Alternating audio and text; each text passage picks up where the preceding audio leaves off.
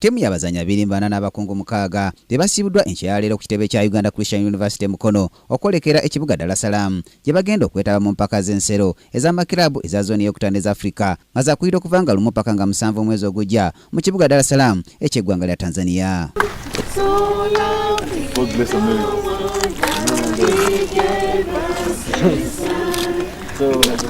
Make this country great again. Okusinziira ku mmyuka wa Captain Andrew Gang bakola buli kisoboka okusobola okudda n'obuwanguzi. We've been preparing since January for this tournament. We're a young team and we expect to go out there and play our hearts out. We have been together for quite some time and the team chemistry is very good. And we expect a lot from this tournament. Most of us haven't played this tournament before, but we expect to go out there and display high skills, high levels of skills and good performance of us.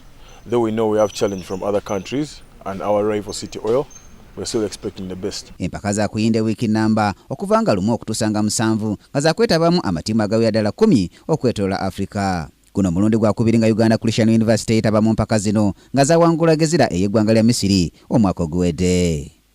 Munabyamizannyo Brian Katende, Kingdom TV, amalindirire. This is Kingdom TV.